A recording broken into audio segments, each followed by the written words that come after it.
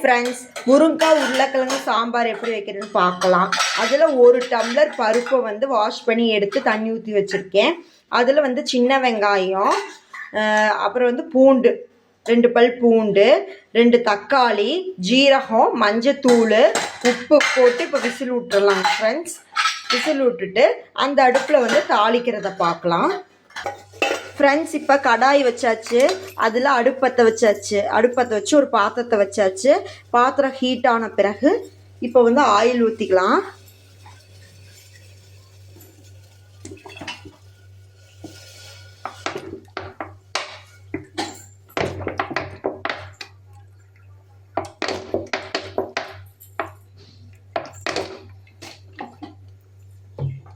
இப்போ oil heat ஆகட்டும். Heat ஆன பிறகு ஃப்ரெண்ட்ஸ் இப்போ ஹீட் ஆயிடுச்சு. ஹீட் ஆனது கடுகு போட்டுக்கலாம், அப்புறம் ஜீரகம்,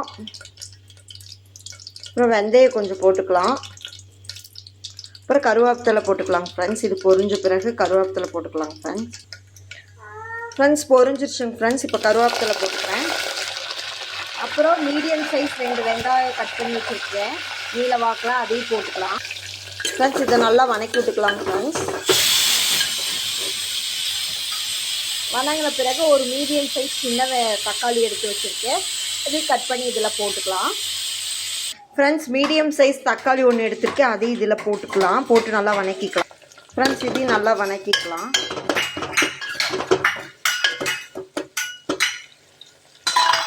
ஃப்ரெண்ட்ஸ் இப்போ கத்திரிக்காவும் முருங்கைக்காவும் உருளைக்கிழங்கும் ஃப்ரெண்ட்ஸ் நல்லா தண்ணியில் அலசி வச்சுருக்கேன், அதை போட்டுக்கலாம்.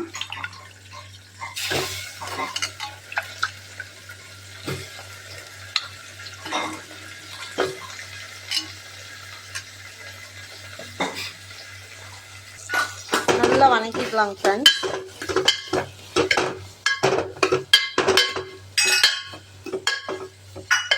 இதுலேயும் ஃப்ரெண்ட்ஸ் 3 ஸ்பூன் சாம்பார் தூள், 1/2 ஸ்பூன் மிளகாத்தூள் போடுறேன். அப்புறம் உப்பு கொஞ்சம் காய் வேகிறதுக்கு தேவையான அளவு உப்பு போட்டுக்கலாம் ஃப்ரெண்ட்ஸ். 3 ஸ்பூன் சாம்பார் தூள் போட்டுக்கலாம் ஃப்ரெண்ட்ஸ். 1 2 3 ஸ்பூன் சாம்பார் தூள், 1/2 ஸ்பூன் மிளகாத்தூள் போட்டுக்கலாம் ஃப்ரெண்ட்ஸ். 1/2 ஸ்பூன் மிளகாத்தூள் போட்டுக்கலாம் ஃப்ரெண்ட்ஸ். உங்கள் காரத்துக்கு ஏற்ப போட்டுக்கோங்க. கொஞ்சம் உப்பு போட்டுக்கலாம். ஏற்கனவே பருப்பு வேகும் போது உப்பு போட்டுக்கோங்க ஃப்ரெண்ட்ஸ், பார்த்துட்டு போட்டுக்கோங்க.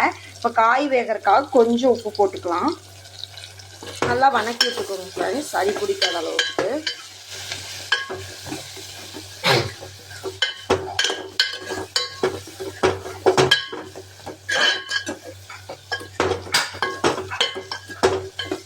ஃப்ரெண்ட்ஸ் இப்போ தேவையான அளவு தண்ணி ஊற்றிக்கலாம். காய் வேகிறக்கலாம் அளவா தண்ணி ஊற்றிக்கலாம், அப்போ தான் காய் வேகும்.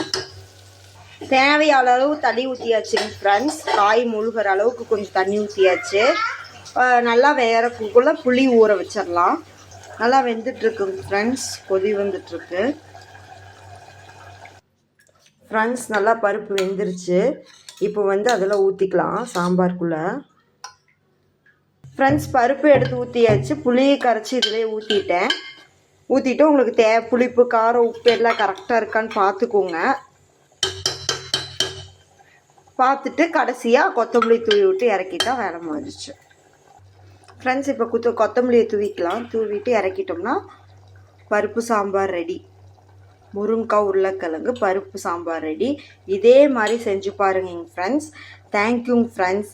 Healthy wealthy vlogs NS 2020 like பண்ணுங்கள், ஷேர் பண்ணுங்கள், சப்ஸ்கிரைப் பண்ணுங்கள், ப்ளீஸ் சப்போர்ட் பண்ணுங்க ஃப்ரெண்ட்ஸ். இதே மாதிரி செஞ்சு பாருங்கள். Thank you friends.